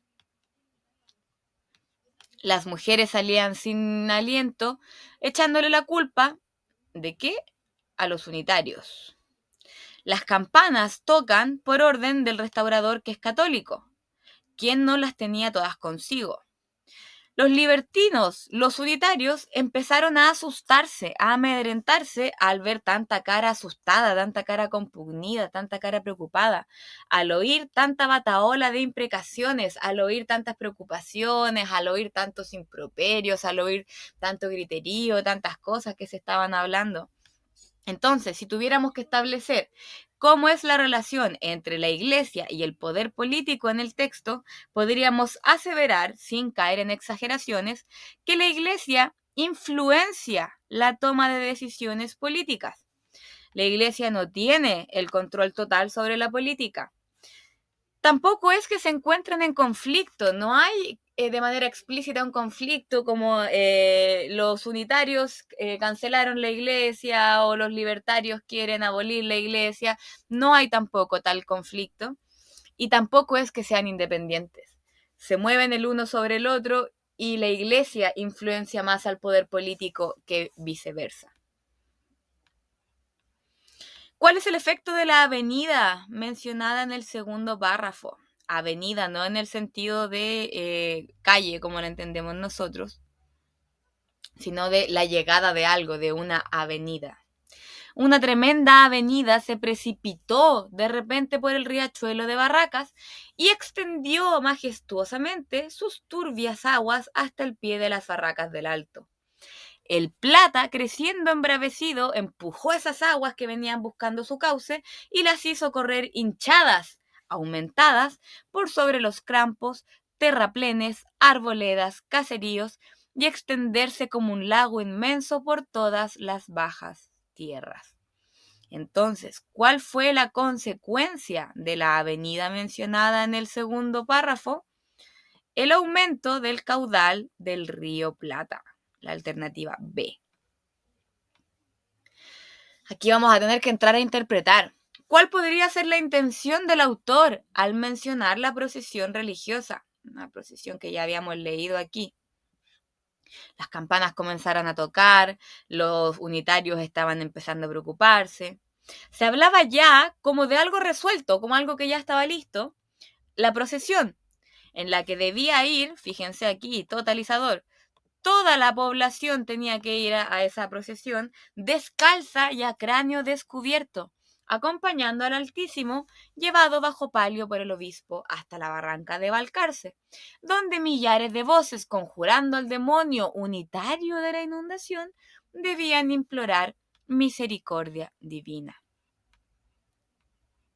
Entonces, volvemos aquí a la pregunta 47. En ninguna parte hay una intención de ridiculizar a las personas, eso sería una sobreinterpretación y una bastante mal hecha. Criticar la influencia de la iglesia en la sociedad tampoco hay una actitud crítica, así como no hay de ridículo, tampoco hay crítica. Promover la tolerancia religiosa y el respeto mutuo tampoco va por ahí. Sino que lo que se quiere mostrar es la unión. Todas las personas, todos juntos, todos descalzos, iban a ir al barranco para orar, para pedir ayuda, a ver si el demonio del diluvio traído por los unitarios se iba a ir después de esta procesión que iban a hacer todos juntos. Según el quinto párrafo, localización, ¿por qué se tocan las campanas en la ciudad? Que había que pillarlo.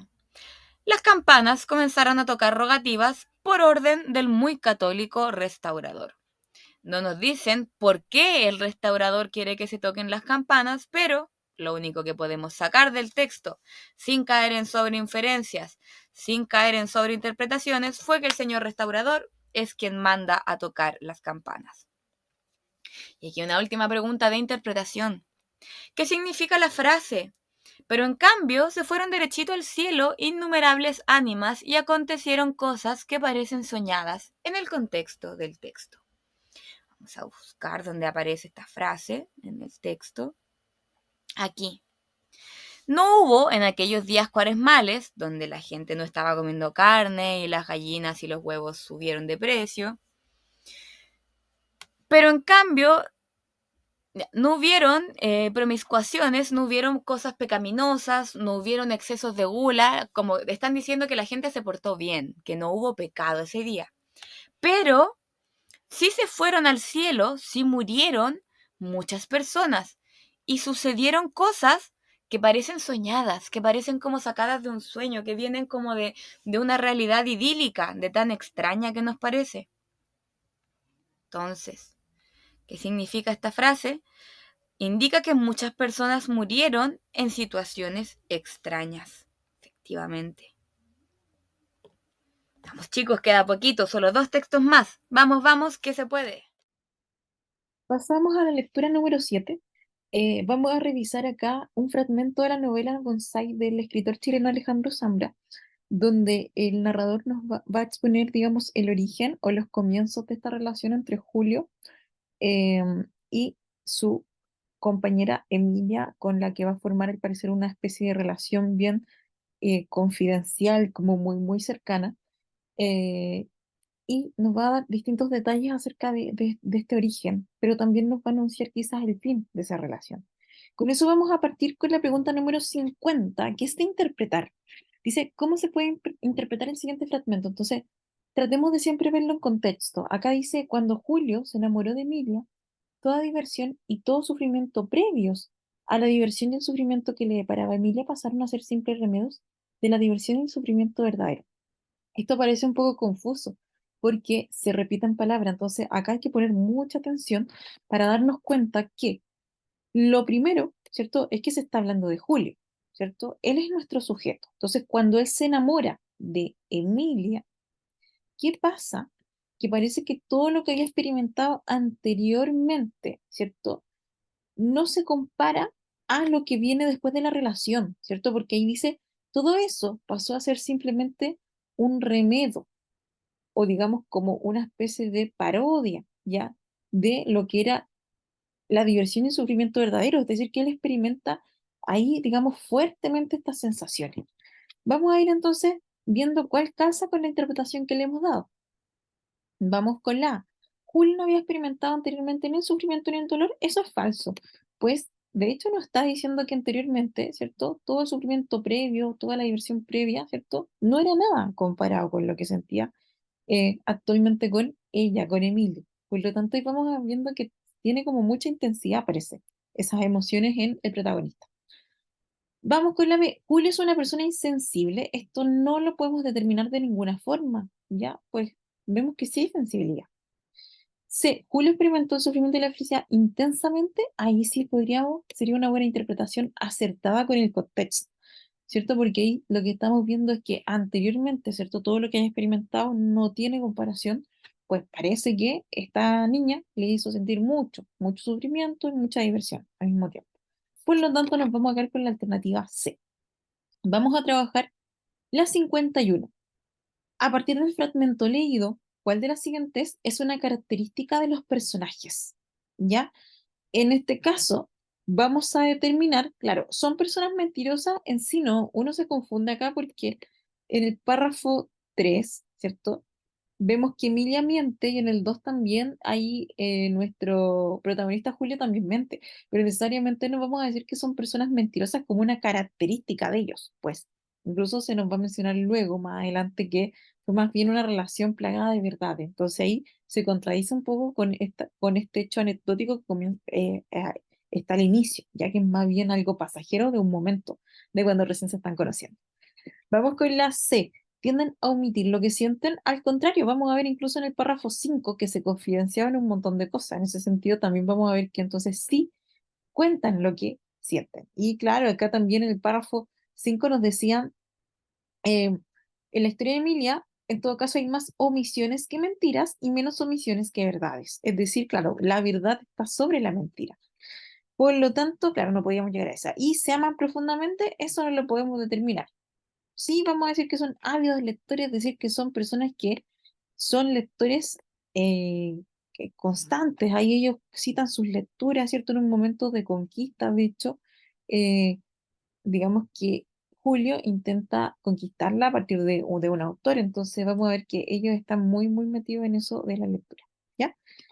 Bien, y nos vamos a ir a la pregunta 52. El comportamiento de Julio en el segundo párrafo demuestra una actitud. Entonces ahí nos tendríamos que ir acá a la situación de la primera mentira que le dice Julio a Emilia, que fue que había leído a Marcel Proust. Y acá dice entonces, aquella noche Julio impostó la voz y fingió intimidad. Dijo que sí, que había leído a Proust a los 17 años, un verano en Quintero. ¿Ya? Y lo que vamos a ver es que era mentira, ¿ya? Era mentira desde luego, ¿ya? Había de Quintero aquel verano y había leído mucho, pero a Kerouac, a Bol, Vladimir Nabokov, Truman Capote, Lin, quien no ama al ser Proust. Por lo tanto, acá desde ya les voy a decir que la correcta era la alternativa D. Él está fingiendo, más que ser un mentiroso o una actitud mentirosa en sí, ¿cierto? No es que tenga como una connotación de que quiere, digamos, hacer un mal con ellos, sino que más bien aquí hay un ánimo de conquista de su parte. Fíjense, en esto con la explicación temática, uno siempre se concentra mucho en la explicación temática.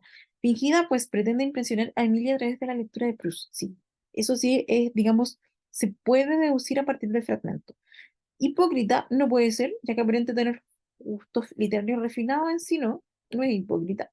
Desleal, mucho menos, pues no busca timar a Emilia, ¿ya?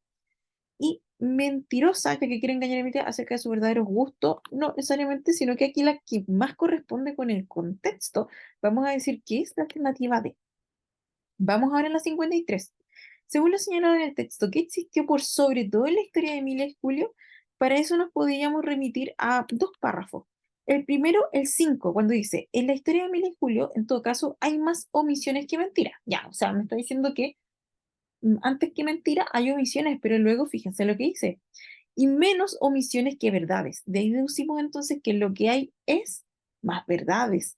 Y eso lo vamos a confirmar incluso acá con el párrafo 6 que decía, la de Emilia y Julio fue una relación plagada de verdades, de revelaciones íntimas que construyen realmente una complicidad. Por lo tanto, vamos a decir que existió por sobre todo la verdad o las verdades. Ok, vamos a llegar entonces a eso. Vamos a trabajar la 54. ¿Qué se puede deducir de la relación de Julio y Emilia? A, que se consolidó en el transcurso del tiempo. No, porque de hecho parece que llegó a mal final, a mal puerto. Ya, ahí lo podíamos ver con el último párrafo.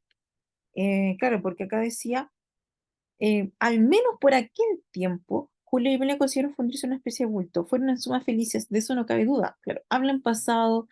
Vamos a ver que también con este primer fragmento que nos decía que, ¿cierto? Julio experimentó el sufrimiento verdadero y todo eso. En el fondo vamos a ver que no fue algo que prosperó, ni que se fue consolidando, sino que más bien fue, parece una relación breve pero intensa. Vamos con la B, que fue duradera y muy importante para ellos, de lo que fue importante, sí, fue para Julio muy importante, eso lo vemos en el texto, pero no vamos a llegar al hecho de que fue duradera, no lo podemos determinar, ¿ya? Vamos con la C, que estuvo marcada por las mentiras, eso tampoco, porque ya lo revisamos antes, que en el fondo lo que estuvo marcado fue por las verdades, más allá de que en este primer acercamiento hayan tenido que recurrir a la mentira. Y ahí por descarte sí, llegamos a esta, que tuvo un final marcado por el dolor, y eso lo vamos a sacar incluso con lo que habíamos trabajado antes, ¿cierto? En la primera pregunta, aquí, ¿cierto? Cuando Julio se enamoró de Emilia, toda diversión y todo sufrimiento previos, ¿ya? Eran simples remedios de la diversión y sufrimiento verdadero que le provocó Emilia. Por lo tanto, llegamos a eso. Vamos con la 55. ¿Cuál es la función del quinto párrafo? Nos vamos al quinto párrafo. Fíjense que acá ya lo habíamos leído un poco que se habla de que había más verdades que otras cosas, ¿cierto? Que fue poco el tiempo, pero que fue suficiente, que se confidenciaron algunos aspectos menos públicos, sus aspiraciones, sus sentimientos, sus breves y exageradas vidas, esta complicidad, ¿cierto? También esta situación de que Emilia le cuenta acerca de la relación que llevaba con su madre, y como ahí también vamos a ver que Julio también la apoya, diciendo que si hubiera estado en esa edad, le hubiera dado todo su apoyo. Por lo tanto, vamos a decir que lo que pasa aquí, o la función de escribir, ya, describir con detalles la relación e intimidad que establecieron los personajes. Está muy marcado entonces, y ese párrafo muestra cómo se construye esa relación en base a la complicidad, a la intimidad.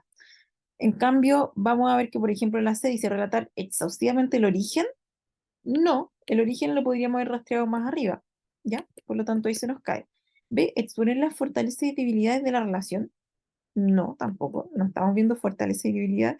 Y explicar las características de cada uno no lo hace, no necesariamente, ya, sino que más bien estamos viendo detalles de esta relación.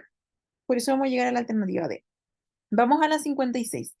¿Cuál de las siguientes afirmaciones corresponde a lo expresado en el texto? Aquí vamos descartando. Julio y Emilia tienen una relación violenta, no lo podemos determinar. En busca del tiempo perdido es el placer culpable de Julio. Uno va a buscarlo y fíjense que acá que nos decía que esto lo menciona en el párrafo 2 cuando decía Julio Quintero, un balneario bello, pero ahora invadido por el lumpen, donde Julio a los 17 se consiguió la casa de sus abuelos para encerrarse a leer en busca del tiempo perdido. No nos dice que sea su placer culpable, no lo podemos determinar. Y luego dice, Julio fue a Quintero para leer a Plus. No, eso fue una mentira para conquistar a Emilia. Por descarte, digamos a Quintero era un balneario repleto de marginales. Claro, ahí ocupamos un cortar-pegar. Fíjense que lo decía de otra forma, nomás decía acá en el párrafo 2 que eh, la playa del Durazno iban a Quintero, un balneario bello, pero ahora invadido por el lumpen. Lumpen, entonces vamos a decir que son marginales, o un grupo de la sociedad que está excluido y que se refiere más a lo marginal. Por eso íbamos a la. Y nos vamos con la 57. El texto señala que, es decir, algo que está dicho, aquí sí, eran fumadores. Esto lo íbamos a ver ahí, ¿cierto? En el párrafo 6 cuando decía, esta es entonces una historia liviana que se pone pesada. Esta es la historia de dos estudiantes aficionados a la verdad, a disfrutar frases que parecen verdaderas, a fumar cigarros eternos, ¿ya? Por lo tanto, ahí sí, eran fumadores. Vamos a pasar ahora a la revisión del texto 8 con la profesora Margarita. Ya, el último texto, que lamento que haya quedado como último porque a mí me parece súper interesante. Desde que el mundo es mundo, ha estado esta discusión de creer o no creer, Dios existe o no existe. Y bueno, a mí me encanta mucho el debate y la argumentación y encuentro que este libro en particular, Creer o no creer, es un desarrollo argumentativo súper bonito, con argumentos a favor y en contra de creer o no creer. Es bastante interesante, bastante entretenido. Creo que está como bien difícil encontrarlo online. La profe lo tiene, se lo tuvo que comprar, pero vale absolutamente la pena. Si algún día quieren leer algún desarrollo entre como filosófico, psicológico, interesante, sugiero este libro. Se van a entretener. Vamos con las preguntas. ¿Cómo define el autor el término conciencia en el primer párrafo? Volvemos al primer párrafo. La conciencia, no en su sentido moral de lo que es bueno y lo que es malo, sino como actividad mental gracias a la cual nos damos cuenta de algo. O sea, yo soy consciente de ese ruido. Entonces, ¿qué es la conciencia? La actividad mental de percatarse de algo. Parece obvio, pero ustedes saben, chicos, así empieza la filosofía. Tenemos que partir definiendo los conceptos más básicos para después entrar a conceptos un poco más profundos. Aquí, ¿qué característica define a los objetos materiales como los quarks, los átomos y los campos de fuerza? Si vamos a buscar el párrafo donde se enumeran todos estos elementos aquí, se nos dice que todo lo material, los quarks, los átomos, los campos de fuerza, las cargas, los objetos, son observables desde fuera, desde una perspectiva de tercera persona. O sea, ¿cuál es la alternativa correcta aquí? Estos elementos son observables desde afuera. Según el señor Chalmers, ¿cuál es la diferencia entre los problemas fáciles y los problemas difíciles de la conciencia? Vamos. Un problema fácil, acá, distingue problemas fáciles de los difíciles. Por ejemplo, este caballero considera como un problema potencialmente solucionable, entre comillas, fácil, así, entre esas comillas, explicar cómo las neuronas se integran en una sola experiencia de sentidos, visión, tacto, mientras que sería difícil imaginar cualquier explicación respecto a cómo, a partir de algo material como la conciencia subjetiva, el punto de vista de la primera persona, del yo, del darme cuenta, el sentir, que acompaña toda la experiencia consciente y el darnos cuenta de qué nos damos cuenta. Fíjense que sobre lo material se conoce todo sobre ellos cuando se conoce su masa, su carga, su ubicación, el espacio y en el tiempo. Mientras que para las preguntas sobre la subjetividad, para las preguntas sobre lo que tiene que ver con el yo, con la primera persona, son problemas que ni siquiera sabríamos cómo abordar. O sea, para este caballero, los problemas fáciles son aquellos observables desde la ciencia, mientras que los problemas difíciles son aquellos problemas que se relacionan con nuestros procesos de introspección, de reflexión, de filosofar, si lo piensan. Según el tercer párrafo, ¿cuál es la pregunta central en torno a la conciencia y a la subjetividad? Vamos a ir al tercer párrafo. La pregunta es si lo mental, la mente nuestra, el proceso mental, se reduce a o emerge como una nueva propiedad del cerebro material o si revela una categoría fundamental de la realidad. Si se fijan, para empezar, esto ni siquiera está planteado como una pregunta. Vamos a tener que encontrar cuál es el parafraseo más adecuado para poder responder esta. Entonces, ¿cuál es la pregunta central en torno a la conciencia y a la subjetividad según el texto? Es, ¿la conciencia nuestra es material o es espiritual? ¿Viene de nuestra mente, que es algo material, o es algo que simplemente existe, que está? Una pregunta importante antes de siquiera empezar a hablar de Dios, fíjense, hablar de nosotros mismos, de cómo somos como humanos, cómo nos interpretamos, cómo nos leemos. Un bonito tema. ¿Cuál es la opinión del filósofo David Chalmers sobre la explicación de la integración de los sentidos en una sola experiencia? Vamos a ver, ese era el ejemplo cuando se nos hablaban de los problemas fáciles. Para el señor Chalmers, esto de ver cómo se integran en una sola experiencia visión, audición, gusto, tacto y olfato es un problema potencialmente solucionable. La neurociencia podría eventualmente ser capaz de explicar esto. Entonces, ¿qué opina él? ¿La ciencia podrá solucionar así en futuro con certeza? Eso es una sobreinferencia, chicos míos. ¿Es un problema que nunca podrá ser resuelto? De nuevo ahí, un totalizador. Es un problema fácil de resolver en la neurociencia. Recuerden que este señor caracteriza los problemas en fáciles y difíciles. Los fáciles son aquellos observables en tercera persona y los difíciles son los que tienen que ver con la introspección. No hemos resuelto esto todavía porque nos falta tecnología, nos falta desarrollo tecnológico, pero califica dentro de aquellos problemas fáciles de resolver. Según el texto, ¿cuál es la principal diferencia en la interpretación de la conciencia entre un teísta y un ateo? Ateo, el que no cree, y teísta, el que sí cree. Vamos a volver al texto a revisar de dónde podríamos sacar esa información. Aquí, el no creyente, el ateo, en muy particular el materialista científico, suele postular que el universo está compuesto de materia en sus diferentes formas. Por lo tanto, lo que solemos describir como mental, nuestra conciencia subjetiva, se reduce a lo material. Mientras que para el teísta, para el creyente, la existencia de la conciencia indica que lo mental no es material ni reducible a la materia, sino que es signo de una dimensión espiritual del ser humano o del alma. O sea que hay algo más allá que no podemos explicar desde la materia tal como la entendemos. Es algo que no podemos observar desde la tercera persona. Entonces, ¿cuál es la diferencia principal entre un teísta y un ateo en la interpretación de la conciencia? Es que el teísta, el que cree en Dios, cree en la existencia de la mente como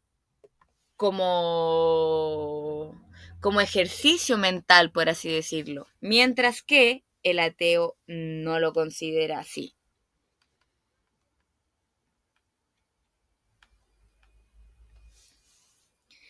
¿Cuál es la estructura predominante en el texto? Aquí, evaluación de forma y contenido, un poco de ambas. Diálogo entre varios pensadores. No cita a muchos pensadores y tampoco hace dialogar a quienes cita. Narración de hechos históricos. La verdad es que no. Exposición de argumentos y análisis. Podría ir por ahí. Descripción de personas e interpretaciones. No está haciendo eso. Lo que está haciendo simplemente es argumentar. Ateos versus teístas. Argumentos de cada uno para explicar la conciencia y la mente. Al menos en este párrafo. Porque este libro habla de un tema mucho más grande y mucho más complejo. Llega a hablarnos del mismísimo, del Diosito.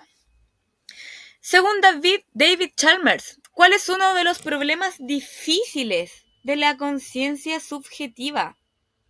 Vamos a tener que volver a buscar.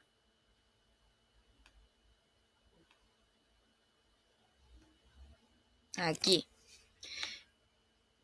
¿Cómo a partir de las partículas fundamentales de la materia, todas carentes de interioridad, puede aparecer la conciencia subjetiva?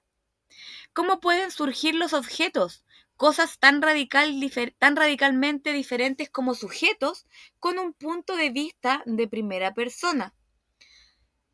Yo soy conocido como objeto por los demás, pero nadie sabe mi experiencia salvo yo mismo. Solo yo sé qué significa ser como yo. Solo tú sabes cómo es ser tú. La emergencia de la subjetividad de la primera persona es algo inexplicable en términos físicos y en términos materiales. Entonces, para este caballero, ¿qué es una de las cosas más difíciles de la conciencia subjetiva? Explicar cómo surge este punto de vista. ¿Por qué es tan explicable? ¿Por qué solo yo sé lo que es ser yo y solo ustedes saben lo que es ser ustedes? Si llegaron hasta aquí, pequeños míos, los felicito. Este ensayo estaba bastante complejo. Encuentro que los textos estaban, en cuanto a contenido, un poco más complicados que el anterior. Igual de largos algunos y un poco más complejos. Así que a quienes mantuvieron sus puntajes, felicidades. A quienes subieron sus puntajes, más felicidades todavía. Y a quienes bajaron, a no desanimarse. Todavía estamos a tiempo de seguir trabajando. Recuerden que nos quedan más ensayos. Recuerden que nos quedan maratones. Pueden pedir tutorías. Así que chicos, a seguir practicando, a darlo todo, que la paz no nos va a ganar. Nosotros le vamos a ganar a ella. Les dejo un gran abrazo, un besito y nos estamos viendo en la próxima revisión de ensayos. ¡Chao!